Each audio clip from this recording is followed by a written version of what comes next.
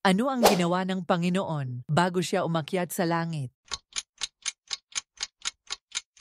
Nagbigay ng huling aral sa kanyang mga alagad. Sino ang kasama ni Jesus nang siya ay umakyat sa langit?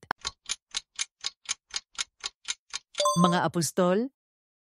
Ano ang ipinangako ni Jesus sa kanyang mga alagad bago siya umakyat sa langit?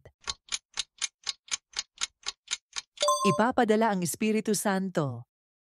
Ano ang reaksyon ng mga apostol nang umakyat sa langit si Jesus?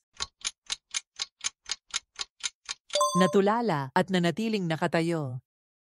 Sino ang nagsabi sa mga apostol na si Jesus ay babalik din sa kanyang pag-akyat sa langit? Anghel. Ano ang pangalan ng bundok kung saan nag-akyat si Jesus sa langit? Bundok ng Olives. Bakit hindi agad nakilala ng mga alagad si Jesus nang siya ay bumalik mula sa kamatayan? Iba ang kanyang damit. Paano ipinakikita ni Jesus sa kanyang mga alagad na siya ay tunay na buhay at hindi multo lamang? Kumakain kasama nila.